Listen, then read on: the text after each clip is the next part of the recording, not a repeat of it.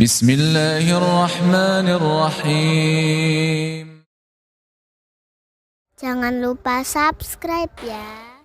Mohon maaf, terpaksa kita senantiasa mengulang dan mengingatkan satu dengan yang lainnya untuk senantiasa menjaga protokol kesehatan, karena itu adalah himbauan dari pengurus Masjid Rasulullah SAW guna dan tujuan kembali kepada kita bersama, yaitu untuk senantiasa menjaga al-ijra'at al-ihtiraziyah wa tadabir al-wiqaiyah, protokol kesehatan yang telah diatur oleh pengurus Masjid Rasulullah SAW, dan semoga Allah Subhanahu wa taala menjaga kita bersama. Allah senantiasa memberikan kepada kita kesehatan, kesempatan untuk selalu beribadah kepada Allah Subhanahu wa taala. Amin.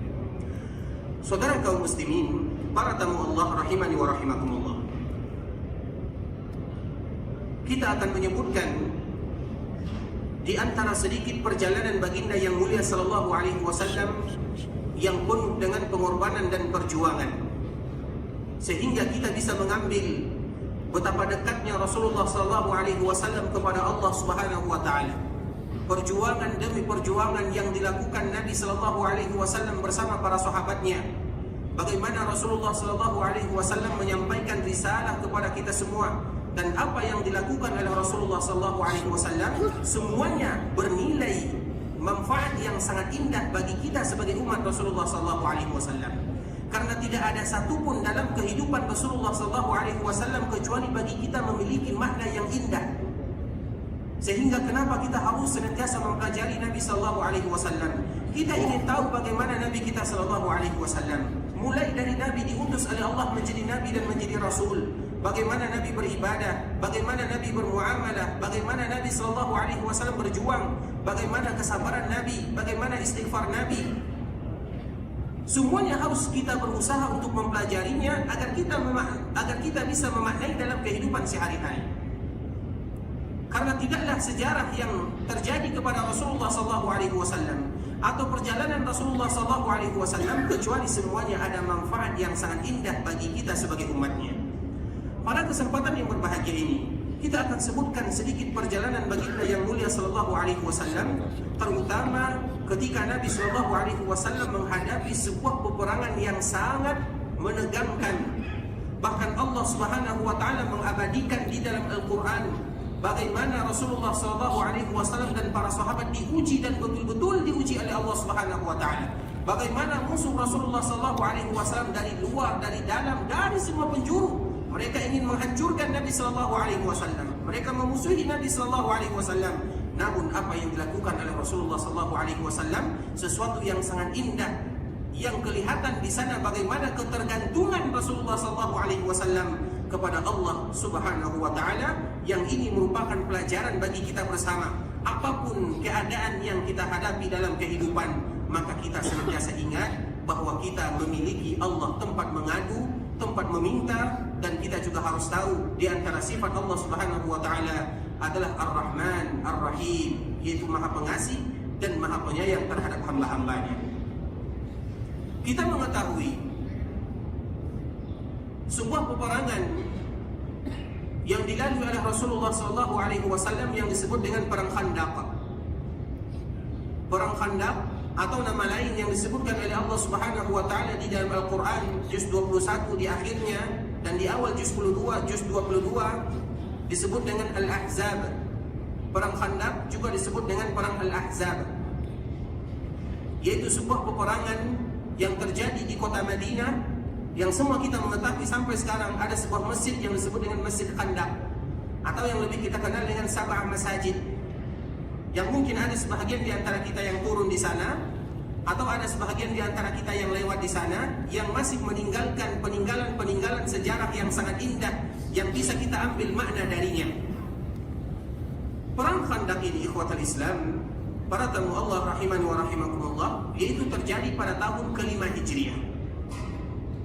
Setelah terjadinya perang Muraisy' dan perang Uhud serta perang Badar.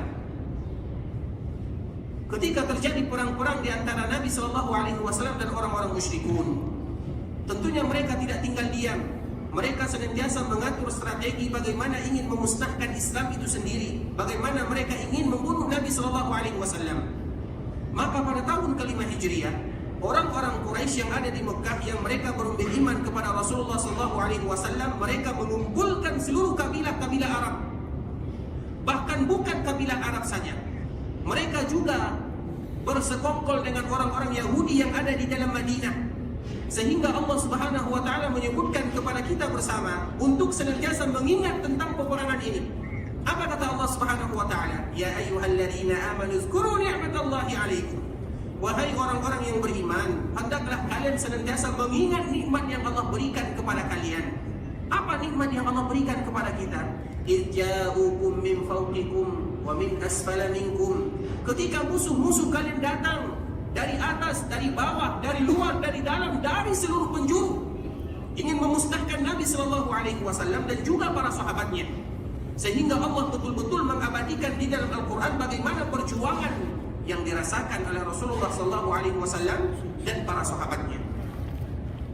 Ketika orang-orang yang ada di luar Madinah, mereka datang ingin mengepung kota Madinah, dan mereka bersekongkol dengan orang-orang Yahudi yang ada perjanjian dengan Nabi SAW, namun mereka mengkhianati Nabi SAW dan membatalkan perjanjian sebelah pihak saja.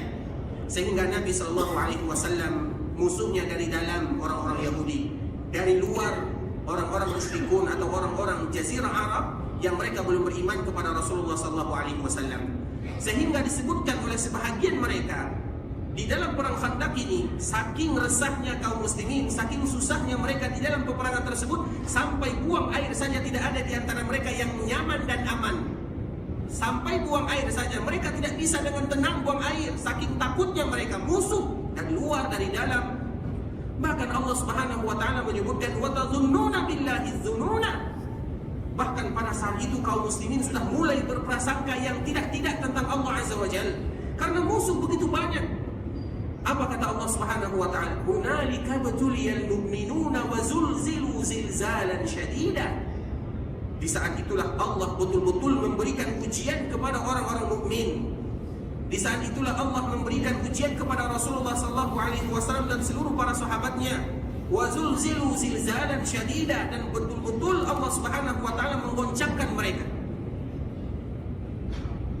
Bahkan disebutkan di dalam ayat-ayat ikhwatul Islam bagaimana dahsyatnya peperangan ini, yang mana pada akhirnya tentunya Allah Subhanahu wa taala memberikan kemenangan kepada Rasulullah SAW dan juga para sahabat-sahabat yang lainnya. Disebutkan di dalam ayat yang lain, ketika Rasulullah SAW dikepung dari dalam dan dari luar, kemudian disebutkan dan Allah mengkisahkan kepada kita, alladzina qala lahumun nas innan nasa qad jama'u lakum fakhshawhum. Dikatakan kepada Rasul kita SAW untuk menyerah, wahai Muhammad, ketahuilah bahwa sesungguhnya semua orang sudah berkumpul dari luar Madinah, dari dalam Madinah. Mereka ingin menghancurkan Rasulullah SAW dan para sahabatnya. Mereka betul-betul ingin mengikis Islam dari akar-akarnya, sehingga mereka mengumpulkan semuanya. Sehingga kenapa disebut dengan Al-Ahzab? Ahzab itu artinya kelompok, semua berkumpul.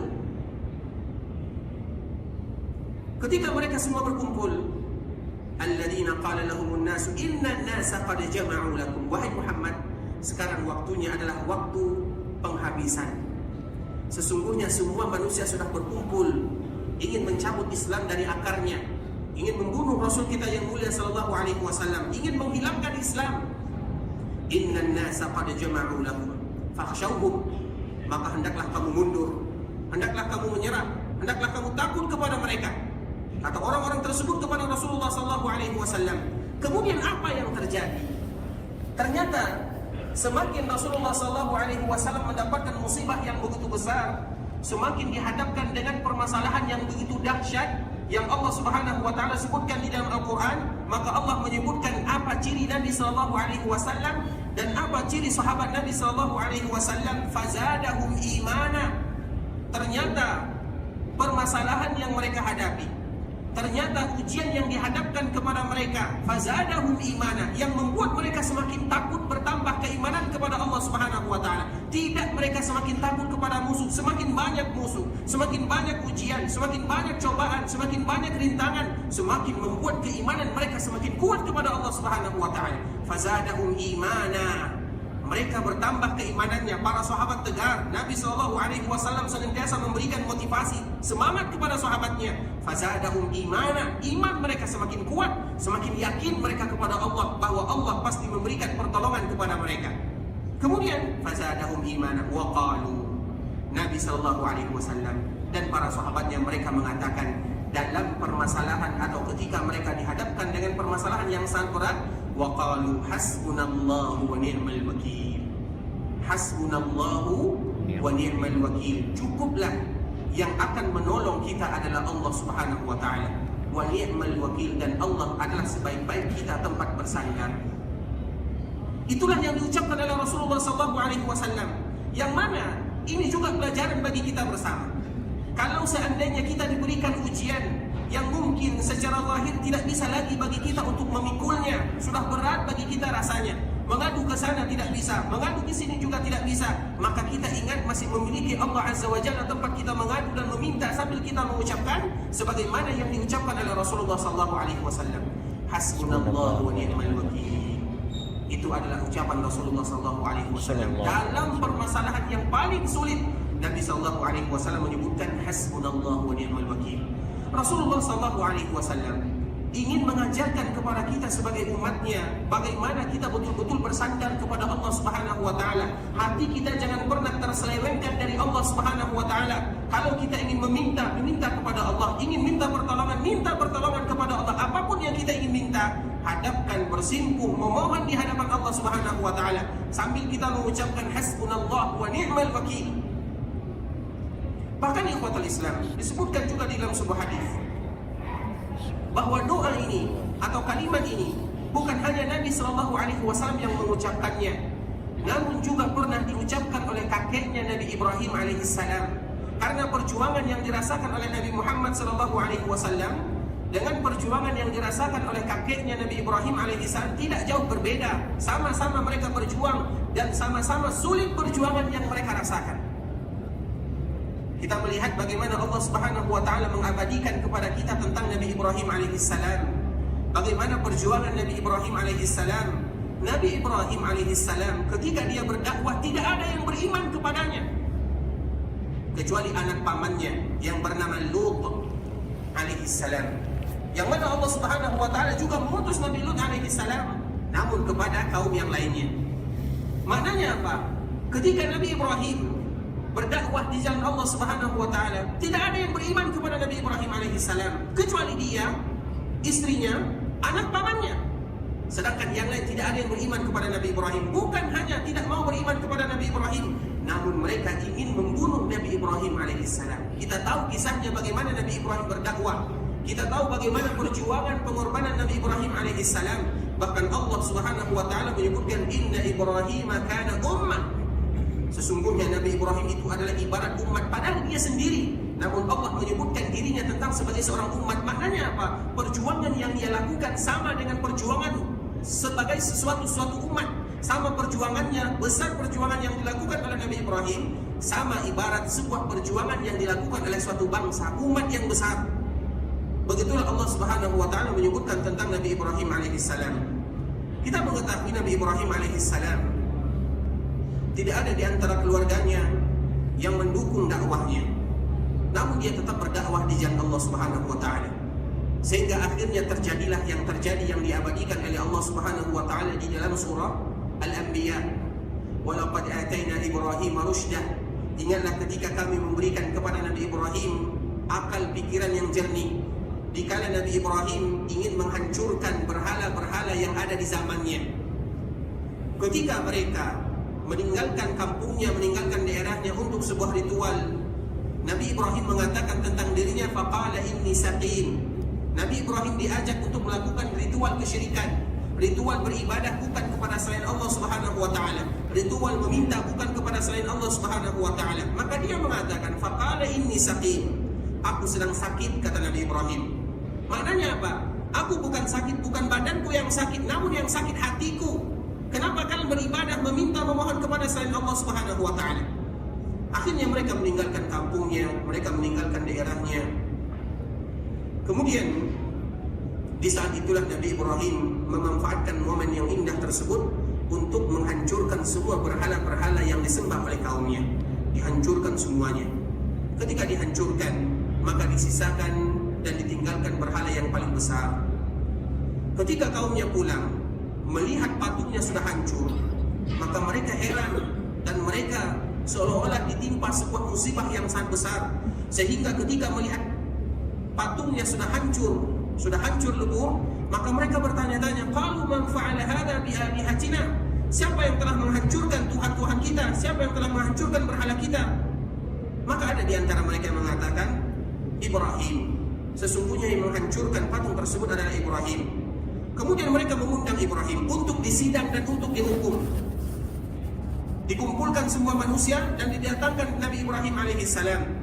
Kemudian apa kata orang tersebut? A'anta fa'alta hadza bi alihatina ya Ibrahim? Wahai Ibrahim, apakah kamu yang sudah menghancurkan berhala kami? Apakah jawaban Nabi Ibrahim? Qala bal fa'alahum kabiruhum hadza. Karena memang disisakan oleh Nabi Ibrahim yang besar. Apa jawaban Nabi Ibrahim? Qala bal fa'alahum kabiruhum hadza. Yang menghancurkan patung ini adalah yang besar. Maksud daripada Nabi Ibrahim alaihissalam yang menghancurkan patung dia itu adalah tangan yang besar ini. Karena kita tahu tangan kita ini tangan gajah kalau bahasa kitanya. Kalau tidak memiliki tangan gajah, maka kita tidak memiliki kekuatan. Coba pegang sesuatu, kemudian kita tidak menggunakan tangan gajah, kekuatannya kurang. Maknanya apa? Kata Ibrahim, yang dimaksud oleh Nabi Ibrahim, yang menghancurkan patung kalian itu tangan saya yang besar ini, karena dia yang memiliki kekuatan. Sedangkan yang mereka maksud adalah patung yang besar tersebut yang ditinggalkan oleh Nabi Ibrahim. Itu bohong atau dusta? Apa namanya? Bohong atau dusta? Itulah yang disebut dengan tauriyah. Di dalam bahasa Arab disebut dengan tauriyah. Dan inilah salah satu yang menyebabkan Nabi Ibrahim tidak bisa memberikan syafaat kepada kita ketika di akhirat. Sebenarnya dia tidak berbohong. Sama dengan ucapannya faqala inni sakin. Ketika dia diajak untuk beribadah atau melakukan ritual yang tidak diridai oleh Allah Subhanahu wa taala, dia mengatakan saya sedang sakit. Nabi Ibrahim jujur atau bohong? Ketika dia mengatakan dia sakit padahal dia sehat. Yang dimaksud oleh Nabi Ibrahim yang sakit itu hatinya. Yang dipahami oleh orang lain yang sakit itu betul-betul Nabi Ibrahim yang sakit. Sehingga itu istilah disebut dengan tauriyah. Tauriyah itu yang kita maksud lain, yang dipahami lain. Namun untuk kita diperbolehkan, tapi tidak untuk para nabi dan para rasul. Sehingga itulah salah satu yang menyebabkan Nabi Ibrahim kenapa tidak bisa memberikan syafaat uzma kepada kita bersama. Dia mengatakan sesungguhnya saya pernah melakukan 3 kali kebohongan. Padahal sebenarnya bukan kebohongan, bisa disebut dengan istilah tauriyah. Kemudian ikhwatul Islam, ketika Nabi Ibrahim mengatakan qala bal fa'alahu kabiruhum hadza, yang membunuh atau yang menghancurkan patung-patung kalian itu adalah yang besar, makna atau maksud yang dimaksud oleh Nabi Ibrahim dirinya yang menghancurkan, tangan dia yang menghancurkan patung tersebut. Kemudian mereka bertanya-tanya, ya Ibrahim, bagaimana pula yang besar ini atau patung ini bisa menghancurkan patung yang lainnya? Kemudian mereka mengatakan secara sendirinya dia tidak mungkin bisa bergerak, dia tidak bisa mendengar, dia tidak bisa melihat, dia tidak bisa memegang. Itu kata kaum Ibrahim kepada Nabi Ibrahim alaihissalam. Karena Nabi Ibrahim mengatakan yang menghancurkan patung kalian adalah patung yang besar. Dan mereka sendiri mengatakan, ya Ibrahim, bagaimana pula patung yang besar ini menghancurkan patung yang lainnya, padahal dia tidak mendengar, tidak bisa berjalan, tidak bisa memegang. Nah, di saat itulah Nabi Ibrahim alaihissalam mengatakan sebuah ungkapan yang membuat mereka tidak memiliki jawaban. Kalau kalian tahu dia tidak mendengar, dia tidak bisa berjalan, dia tidak bisa memegang, dia tidak bisa melihat, kenapa kalian menyembahnya? Kenapa kalian menyembahnya? Mana akal kalian, kata Nabi Ibrahim, mana akal kalian? Sehingga ketika mendengarkan jawaban Nabi Ibrahim, tidak bisa di antara mereka yang memberikan jawaban dan membantah. Karena memang benar, kalau seandainya patung ini tidak bisa bergerak, tidak bisa memberikan manfaat, tidak bisa memberikan mudarat, kenapa kalian menyembahnya, kata Nabi Ibrahim. Mereka kehabisan akal, kehabisan jawaban. Ketika mereka sudah kehabisan, apa yang mereka lakukan? Qalu harriqu. Tidak ada jawaban yang mereka miliki kecuali jawaban harriqu, bakar Ibrahim. Wansuru alihatakum, tolong Tuhan kalian. Mereka tidak punya lagi jawaban. Karena biasanya orang yang tidak punya jawaban, tentunya mereka menggunakan otot. Kalau otak tidak berfungsi, maka otot akan bermain. Begitu juga yang dilakukan oleh kaum Nabi Ibrahim kepada Nabi Ibrahim alaihissalam. Lalu ayo kita bakar Nabi Ibrahim alaihissalam. Akhirnya dikumpulkan semua orang yang ada di daerah tersebut, mereka mengumpulkan kayu bakar, dibikin sebuah api unggun yang sangat besar yang tidak pernah ada sejarahnya di dunia. Ketika itulah malaikat datang kepada Nabi Ibrahim alaihissalam. Dia menawarkan bantuan. Ya Ibrahim, aku adalah malaikat. Kalau seandainya aku memerintahkan atau kamu memerintahkan diriku untuk memadamkan api ini, aku akan padamkan. Kalau kamu perintahkan diriku agar aku membawa dirimu pergi jauh, aku akan bawa kamu jauh-jauh, kata malaikat tersebut kepada Nabi Ibrahim alaihissalam. Apa jawaban Nabi Ibrahim alaihissalam? Amma ilaika fala. Kepadamu tidak, wahai malaikat. Namun kepada Allah iya. Disinilah tawakal yang tinggi kepada Allah Subhanahu wa ta'ala. Kemudian ketika dia menyandarkan urusan bertawakal, betul-betul menyerahkan diri kepada Allah Subhanahu wa ta'ala, apa yang terjadi? Karena apabila Allah yang memberikan pertolongan kita, karena Allah akan memberikan pertolongan kepada hambanya apabila mereka betul-betul menyandarkan diri kepada Allah Subhanahu wa ta'ala. Walaupun itu di akhir-akhir perjuangan, namun Allah pasti akan memberikan pertolongan. Inna ma'al usri yusra. Pasti ada pintu cahaya. Apa yang terjadi? Faqulna ya naru kuni bardan wa salama.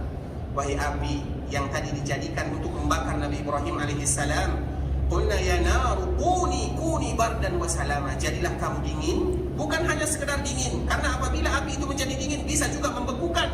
Namun bardan wa salama, dingin dan bisa menjadikan sebagai penyelamat.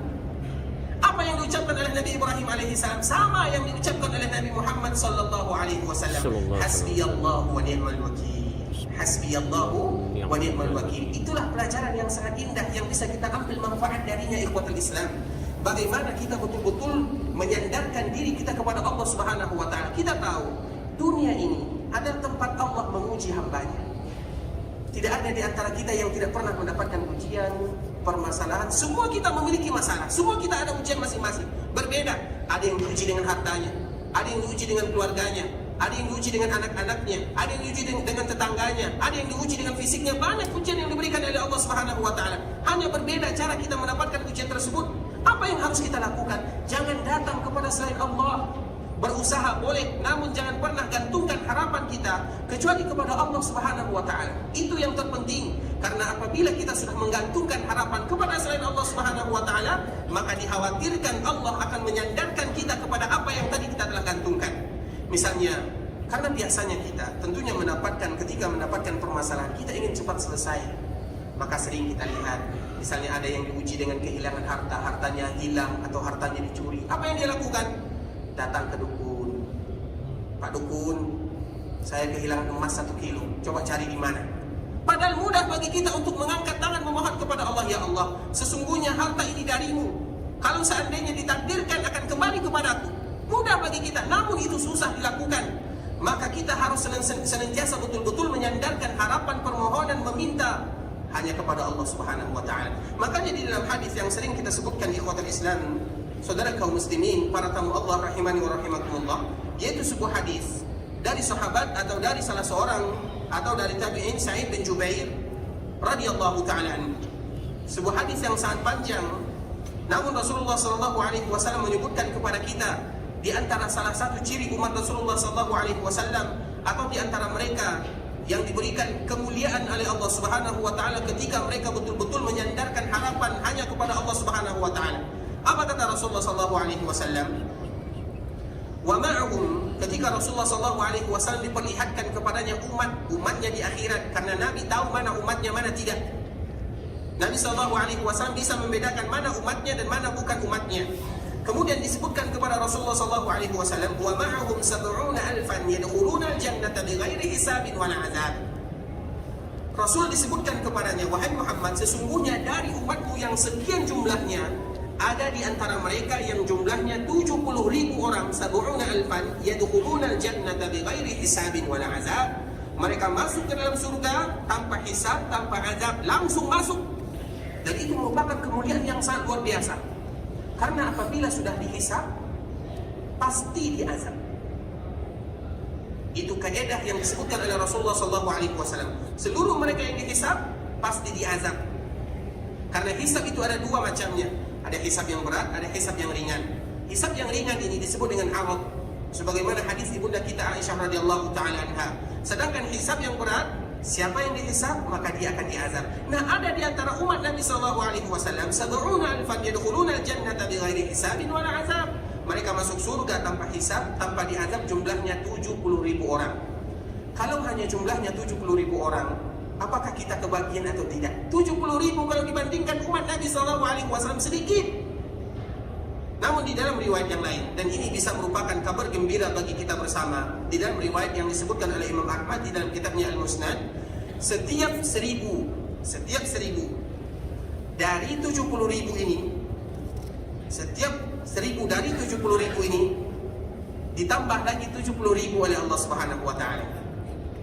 Setiap 1.000 dari 70,000 yang kita sebutkan 70,000 masuk surga tanpa hisab, tanpa azab, dari 70,000 atau dari 1.000, dari setiap 1.000 dari yang 70,000 ini ditambah lagi 70,000 oleh Allah Subhanahu wa taala.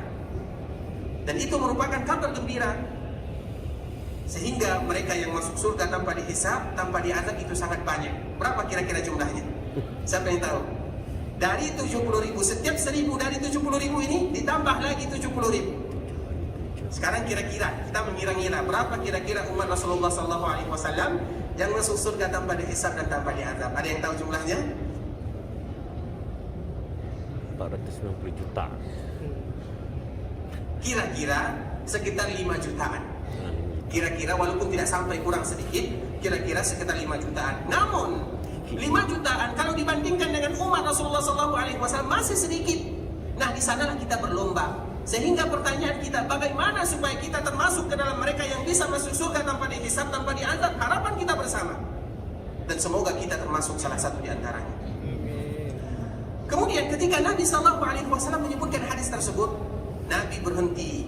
Nabi tidak menyambungnya. Siapa mereka? Nabi tidak menyampaikan kepada para sahabat yang lainnya. Sehingga para sahabat ketika mereka mengetahui hadis Nabi SAW, mereka sangat antusias.